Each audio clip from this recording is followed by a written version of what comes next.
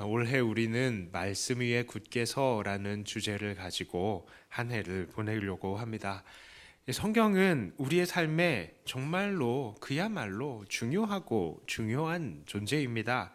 왜 그렇습니까? 이것이 없으면 우리는 하나님의 뜻을 알 수가 없습니다. 오늘 본문은 분명히 말씀합니다. 모든 성경은 하나님의 감동으로 된 것이고 교훈과 책망과 바르게 함과 의로 교육하기에 유익한 것이다 라고 분명히 못 박아서 말씀하시고 계시는 것입니다. 자, 감동으로 된 것이다 라는 것, 이것은 무슨 의미입니까? 이 말은 다른 말로 번역을 하면요, 하나님에게 의해서 영감되어졌다라는 것이죠. 영감되어졌다. 자, 할멈되어졌다 아니고 예,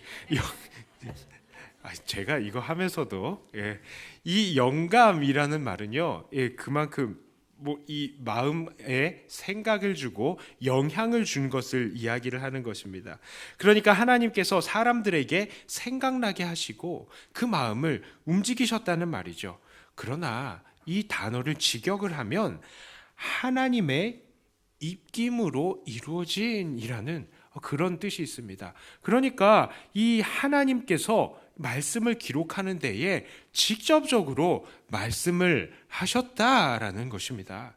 자, 그렇다면 하나님께서는 어떻게 사람들에게 이렇게 영감을 통해서 직접적으로 말씀을 하신 것일까요? 먼저 알아두어야 할 것은 하나님께서 사람을 완전히 지배를 해서 그 사람에게 빙의하는 방식으로는 일하시지 않으셨다는 것을 먼저 못 박아서 말씀을 드립니다. 보통 빙의는 무당들에게 의해서 일어나지요.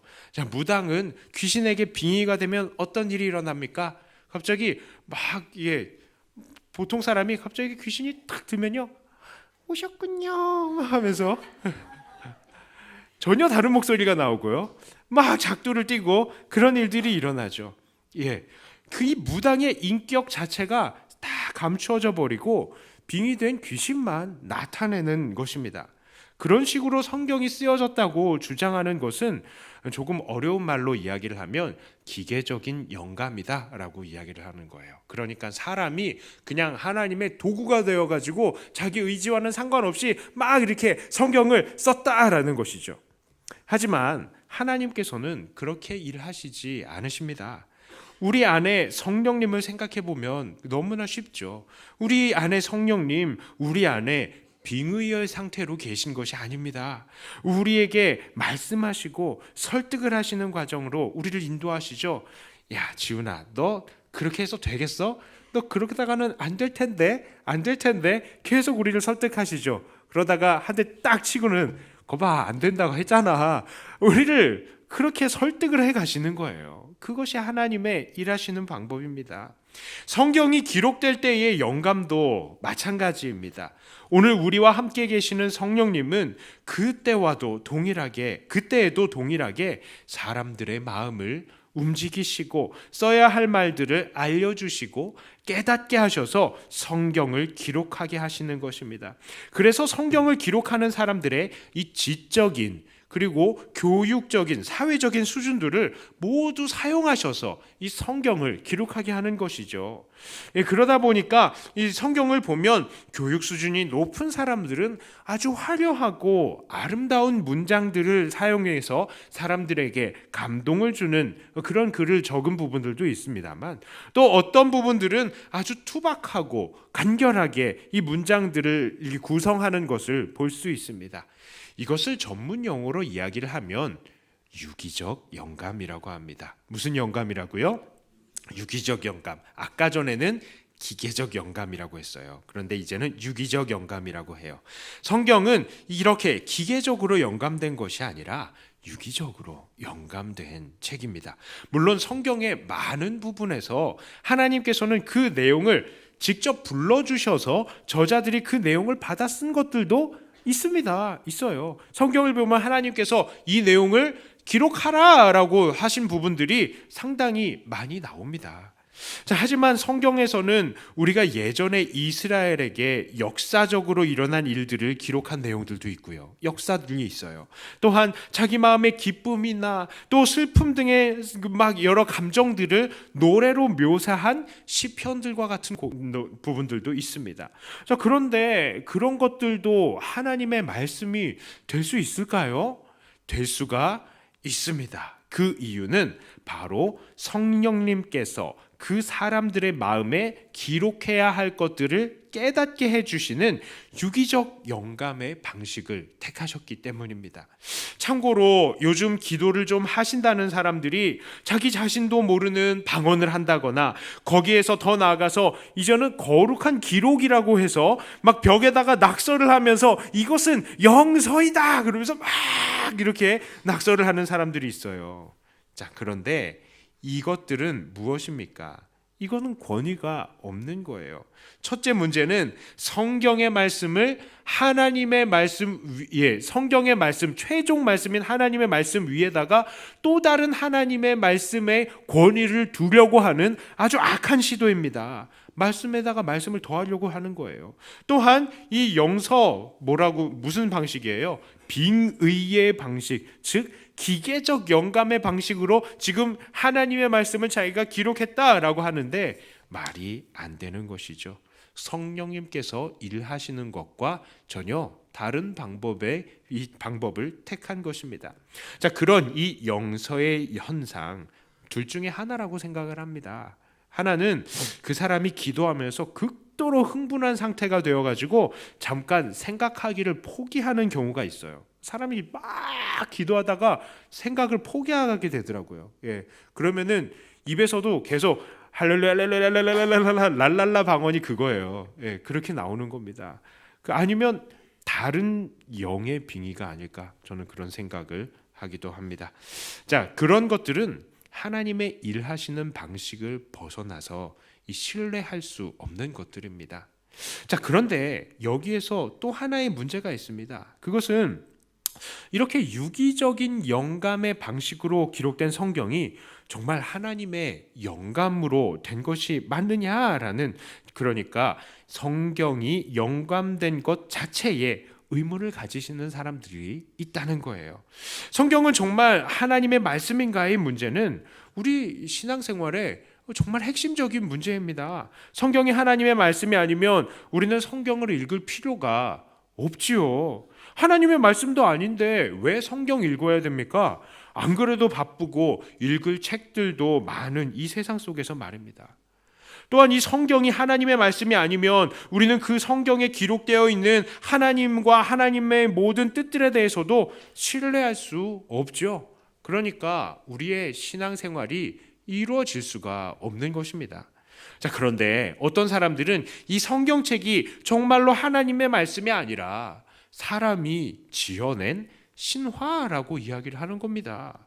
그냥 구전으로 내려오던 전설이나 신화를 모아놓은 책이다라는 그렇게 주장을 해요. 성경의 말씀 속에서 나타난 하나님을 정말 살아계신 하나님으로 보지 않고 그냥 상상 속에서 만들어낸 존재다, 상징이다, 이렇게 말을 하는 겁니다. 자, 우리가 보통 신화라고 말하면 이 신화 어떻게 받아들입니까? 신화가 정말 있다고 믿지를 않죠. 예를 들어서 단군 신화 어떻습니까? 단군 신화에 보면 곰과 호랑이가 쑥과 마늘을 먹고 100일 동안 참고 기다렸는데 호랑이는 사람이 되지 못했지만 곰이 사람이 되었다. 이 곰을 웅녀라고 한다. 믿으세요? 예, 말도 안 되죠. 이건 우리가 이 신화를 그대로 믿는 사람은 거의 없습니다. 이 역사를 연구하는 사람들은 이것을 곰을 숭상하는 이 종족들이 호랑이를 숭상하는 종족의 이 사람들을 이기고 또 하늘을 상징하는 종족과 결혼한 것들을 빗댄 것이다, 이렇게 해석을 합니다.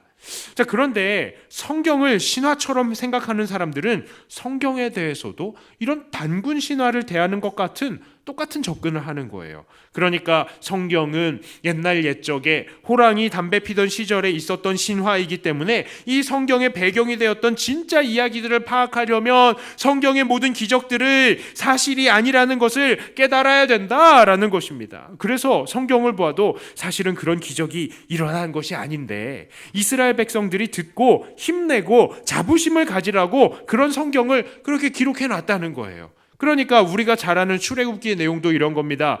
이 사실은 이집트에서 노예로 살던 히브리 노예들 한 수백 명 정도가 밤을 노려서 도망을 나왔는데 추격하는 이집트 군대를 얕은 늪지대인 이 갈대바다, 홍해를 갈대바다라고 해요. 홍해 이 갈대바다를 어찌어찌해서 지나가서 따돌려서 광야에 접어들었고 거기서 갈 바를 알지 못해서 40년 동안 정처 없이 헤맨 끝에 가까스로 가나안 땅에 들어갔더니 거기에는 이미 오랫동안 자리 잡고 있었던 7 부족이 있어서 그들과 200년 동안 갈등하고 싸우면서 겨우겨우 거기에서 정착했다라는 거예요. 그렇게 주장을 합니다. 그리고 나서는 그런데 현실을 보면 그 사람들이 이렇게 초라하니까 그 후손들이라도 자부심을 가지고 그 땅에서 용기를 내서 높은 기상을 가지고 살라고 그렇게 성경의 내용들을 꾸며서 기록했다는 것이죠. 이거는 뭘 말하는 겁니까? 성경이 진짜 하나님의 말씀이 아니라 사람들에게 위로를 주기 위해서 지어낸 말이다라는 겁니다. 만일 그들의 주장이 맞다면 사실은 하나님도 안 계신 것이고 결국 성경은 지어낸 이야기책에 불과한 것이 되는 것이죠. 여전히 이런 주장을 하는 사람들이 교회 안에도 있어요. 교회 안에도 있더라고요. 성경 공부 이렇게 하다 보면은 아직도 그렇게 생각하는 사람들이 있더라고요. 그냥 좋은 말씀이니까, 희망이 되는 말씀이니까 그냥 하는 거고 그냥 믿으면 되는 거 아닙니까? 아니요, 절대 그런 거 아닙니다. 사실도 아닌데 어떻게 믿으란 말이에요. 이런 사람들을 자유주의자라고 부릅니다. 자유주의자. 저는요, 이 자유주의자들이 왜 교회에 다니는지를 모르겠어요. 하나님도 만들어낸 존재이고 성경도 하나님의 말씀이 아닌데 왜 예배드리고 왜 기도하고 왜 성경을 읽어야 되는지 모르겠습니다. 도무지 이해할 수가 없는 거예요. 단순히 꿈과 희망을 얻기 위해서 성경을 읽어야 한다면 저는 성경보다 만화책을 읽겠습니다. 만화책 얼마나 좋은가요? 스트레스가 확 풀려요. 이걸 읽다 보면은 새로운 각종 정보들도 많이 배울 수 있고요. 만화책 읽다 보면은 꿈과 희망을 더 가질 수 있는 겁니다. 저는요, 성경 볼 때마다 너무 힘이 들어요. 너무 힘이 들어. 솔직히 진짜 힘이 듭니다. 저 와가지고 앉아가지고 설교 준비하면서 앉아가지고 성경 볼 때마다 힘들다.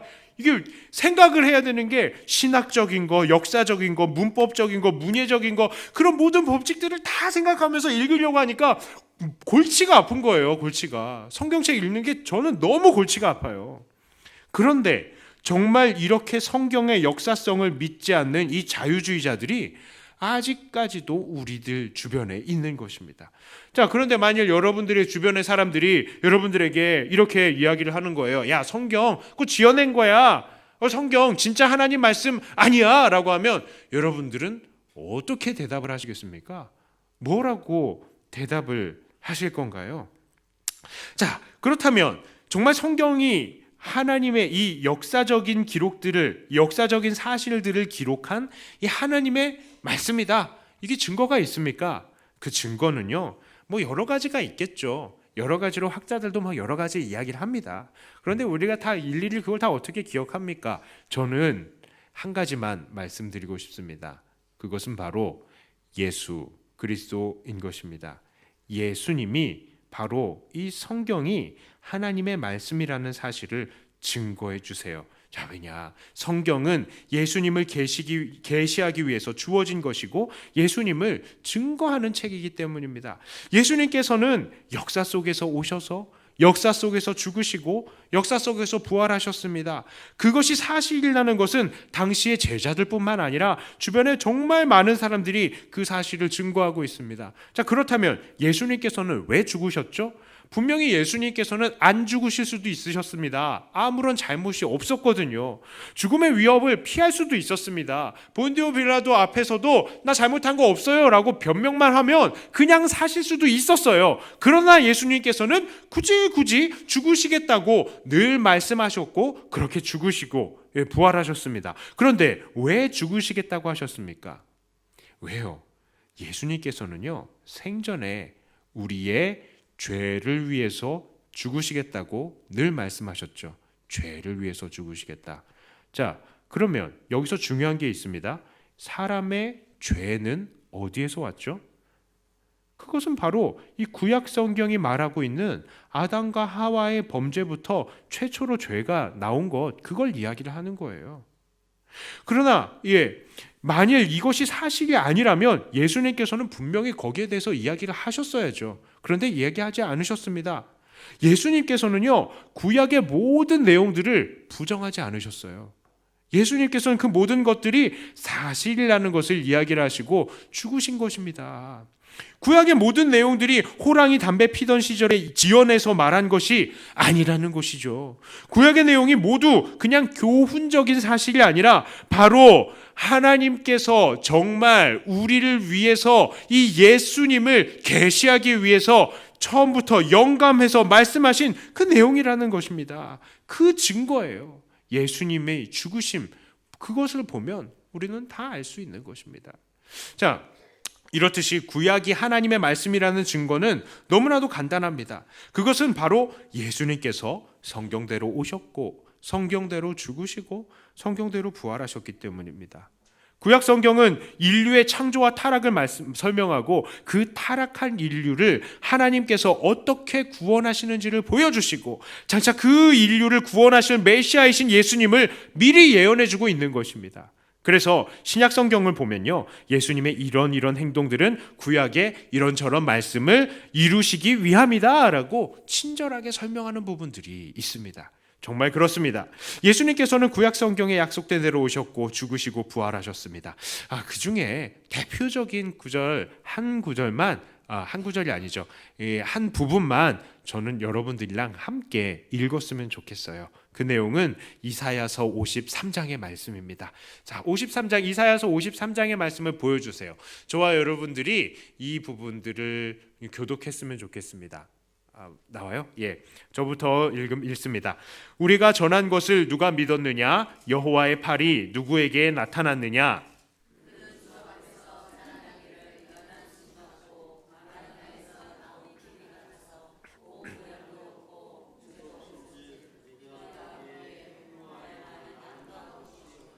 그는 멸시를 받아 사람들에게 버림받았으며 간고를 많이 겪었으며 질고를 아는 자라. 마치 사람들이 그에게서 얼굴을 가리는 것 같이 멸시를 당하였고 우리도 그를 귀히 여기지 아니하였도다.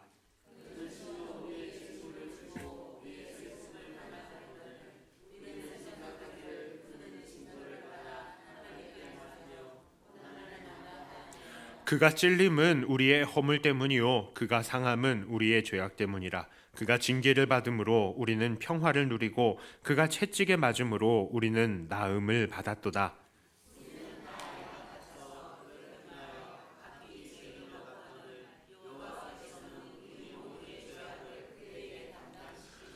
그가 곤욕을 당하여 괴로울 때에도 그의 입을 열지 아니하였으며 마치 도수장으로 끌려가는 어린 양과 털 깎는 자 앞에서 잠잠한 양같이 그의 입을 열지 아니하였도다.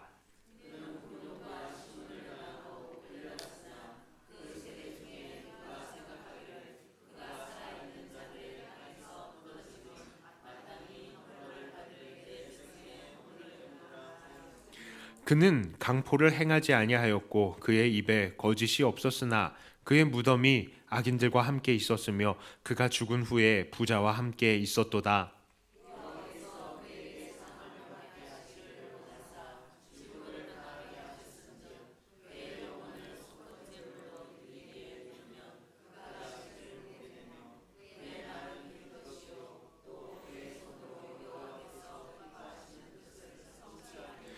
그가 자기 영혼에 수고한 것을 보고 만족하게 여길 것이라. 나의 의로운 종이 자기 지식으로 많은 사람을 의롭게 하며 또 그들의 죄악을 친히 담당하리로다. 그러므로 내가 그에게 존귀한 자와 함께 몫을 받게 하며 강한 자와 함께 탈취한 것을 나누게 하리니 이는 그가 자기 영혼을 버려 사망에 이르게 하며 범죄자 중 하나로 해름을 받았음이니라. 그러나 그가 많은 사람의 죄를 담당하며 범죄자를 위하여 기도하였느니라. 아멘. 자, 이것은 바로 오실 메시아이신 예수님께서 그의 백성들의 죄를 담당하실 것에 대해서 예언하신 이사야의 말씀입니다. 그런데 이 말씀을 기록한 이사야는 예수님 오시기 전보다 무려 700년에서 한 750여 년 전의 사람으로 추정이 돼요. 자, 그럼에도 불구하고 이사야는 장차 오실 메시아에 대해서 이렇게 정확하게 기록한 것입니다. 어떻게 이런 일이 일어날 수 있겠습니까? 바로 하나님께서 이사야에게 영감을 주셔서 이렇게 기록하게 할 수 있었던 것입니다. 만일 이 구약 성경이 누군가가 지어낸 위로의 글에 불과한 것이라면 이 구약 성경에 따라서 오셨고 또 죽으시고 부활하셨던 이 예수님은 도대체 무엇으로 설명할 수 있겠습니까? 설명이 안 되는 거예요. 참고로 이 예수님이 정말 하나님이 보내신 구원자이신 것은 무엇으로 알 수 있다고요? 물론 여러 가지 증거들이 있겠지만 예수님의 부활, 승천이 가장 확실한 증거라고 저는 누누이 말씀을 드립니다. 그 전까지만 해도 제자들도 예수님을 그저 위대한 선생님 정도로만 생각했지만 이제는 예수님께서 죽으시고 부활하신 이후로 정말 예수님께서 약속된 메시아라는 사실을 받아들이게 되었고 또 제자들도 예수님을 처음에는 그냥 위대한 선생으로 알았지만 그래서 예수님 돌아가실 때에는 도망갔지만 예수님 부활하신 이후에는 이들도 목숨을 걸면서 복음을 전하는 사람들이 다 되었던 것입니다. 이 바로 제자들의 삶이 예수님이 진정한 구원자라는 사실을 보여주고 있고 또 예수님이 증거하고 계신 게 무엇이라고요? 성경은 하나님의 말씀이다 라는 것입니다. 자, 구약 성경이 하나님의 말씀이라는 사실 오늘도 우리는 다시 기억합니다. 예수님께서 구약 성경대로 오셨고 그 말씀대로 죽으시고 부활하셨습니다. 자, 그렇다면 구약 성경은 끝. 그럼 신약 성경은요? 자, 구약 성경은 예수님에 대해서 이렇게 얘기하셨고 예수님이 성취하셨고 인정하셨어요. 끝. 그러면 신약 성경 이건 하나님의 말씀 맞습니까? 신약 성경 하나님 말씀 맞아요? 자, 당연히 신약 성경도 하나님의 말씀입니다. 자, 신약 성경도 하나님의 말씀인 이유, 자, 무엇이냐면요. 말씀이신 우리 예수님을 또 뭐라고 얘기하죠? 하나님의 말씀이라고 이야기를 해요. 예수님을. 그런데 그 예수님에 대해서와 그 예수님의 뜻을 기록해 놓았기 때문에 신약 성경이 하나님의 말씀인 것입니다. 그 증거가 무엇입니까? 바로 사도들이 그 증거이죠. 신약 성경은 처음에 사도들이 자기들이 만난 예수님을 가르치고 전하기 위해서 기록되고 또 서로 주고받았던 편지들이었습니다. 그래서 하나님의 말씀인 예수님과 그 예수님의 뜻을 기록해 놓은 하나님의 말씀인 이 신약 성경이 우리에게까지 전해질 수 있는 것이죠. 물론 그들 중에 누군가는 사기꾼들도 있었습니다. 그래서 실제로 예수님께서 하시지 않은 일들과 말씀들을 몰래 다르게 기록한 시도들이 있었을 거예요. 자, 마치 부모님의 유서를 날조해 가지고 자기 혼자에게만 이렇게 이 유산을 상속하도록 날조하는 것처럼 말입니다. 그러니까 예를 들어서 이 개똥이라는 사람이 있었다. 이 개똥이라는 사람이 성경을 그렇게 날조한다면 이렇게도 할 수 있겠죠. 예수님께서 하늘로 올라가시면서 이렇게 말씀하셨습니다. 몇 년 뒤에 김개똥이라는 사람이 나올 것인데 너희는 그를 섬겨라. 이런 식으로 이 글을 날조해가지고 퍼뜨렸다 생각해 보십시오. 그런 일들이 있겠죠. 그러면 얼마나 좋을까요? 김개똥은 예수님 대신에 있으면서 자기가 모든 부와 명예를 다 거머쥘 수 있는 거예요. 이단의 창시자가 되는 겁니다. 자, 그런데 이런 일들은 어떻게 막을 수 있을까요?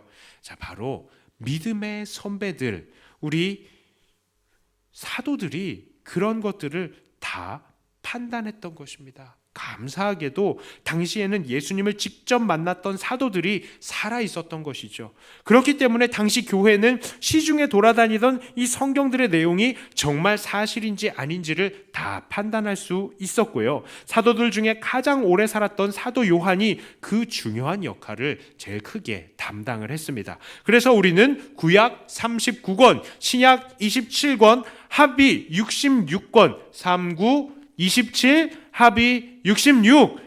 자, 이 성경 말씀을 우리에게 주신 하나님의 말씀으로 받아들이는 것이고 여기에 하나를 더하거나 빼지 않는 것입니다. 왜 더하거나 빼지 않아요? 우리는 벌써 사도들이 정확하게 딱 검증하고 딱 묶어 놓았기 때문에 그것을 받아들이고 더 이상 더하거나 빼지 않는 것입니다. 자, 오늘 우리가 함께 나눈 말씀은 어쩌면은 정말 딱딱한 강의와도 같은 말씀이었습니다. 그래서 이것이 이해하기 조금 어려운 부분들도 있을 수도 있겠습니다. 어떤 성도님들은 이렇게 생각할 수 있어요. 성경 말씀이 하나님 말씀인지 이제 아셨어요? 이렇게 말하는 사람들도 있을 수도 있겠습니다. 예. 하지만 이 설교가 진짜 너무 우습게 들릴 수도 있겠지요. 하지만 오늘 우리가 나눈 말씀은 아주 기본적이고 아주 중요한 문제예요. 앞에 있는 윤지훈 목사는 의심이 많게 생겼습니까? 의심이 없게 생겼습니까? 저는 의심이 아주 많은 사람입니다. 아주 많은 사람이고 상대방을 비난할 거리를 찾으면 어떻게 해서든지 찾아가지고 비난할 수 있는 아주 나쁜 놈입니다. 제가 성경을 이렇게 보면서 의심을 처음에 했을까요? 안 했을까요? 아주 많이 했습니다. 성경을 아주 많이 의심한 사람이 접니다. 그렇기 때문에 제가 설교하는 방식을 보면요, 아주 의심이 되는 구석은 파고 후벼 파고 윤지훈 목사 왜 저러나 저렇게까지 팔 이유가 없는데 하는 그런 부분을 막 쓸데없이 파는 부분들도 있어요. 왜 그렇습니까? 그게요, 우리의 신앙의 기초를 쌓기 때문입니다. 제가 아무리 생각하고 의심해보고 해봐도 이 결론이 이겁니다. 예수님이 오셔서 다 증거해 주셨고 사도들이 이것을 다 증거했기 때문에 이것은 하나님의 말씀이 맞다 이게 정말 우리의 이 기본이 되는구나 확신을 가질 수 있는 것입니다. 성경이 이렇게 역사적인 사실을 기록한 책이 아니라고 하면 우리는 성경을 읽을 필요가 없게 되는 거죠. 또한 하나님에 대해서 알 수 있는 방법은 도저히 없어져 버리는 겁니다. 자, 그리고요, 또 신천지와 같은 사람들 뭐라고 얘기합니까? 성경이 우리가 깨달아야 되는 진리를 비유적으로 말한 거다. 역사적으로 말한 게 아니라 이건 다 비유다라고 이야기를 합니다. 그러니까 일종의 성경의 역사성을 부정하는 논리인 거죠. 그들의 그런 방식으로 이단이 창궐 하게 되는 거예요. 자, 그렇기 때문에 우리들은 이 성경이 오늘 모두 역사적으로 있었다는 사실, 이 사실을 기록했다는 것과 또한 이것은 하나님의 정확무오한 하나님의 뜻이라는 이 기록된 하나님의 말씀이라는 사실을 인정해야 되는 것입니다. 이것이 바로 우리의 신앙의 근간인 것이죠. 하나님의 말씀입니다. 그러므로 이 말씀을 사랑하여서 열심히 읽는 것을 통하여서 더욱더 주님께서 우리들에게 이 성경을 허락하신 그 의도에 순종하고 더 주 안에서 양육되어지는 저와 여러분들 사랑하는 백동교회 성도님들이 다 되시기를 주님의 이름으로 축복합니다. 기도합니다. 하나님 아버지,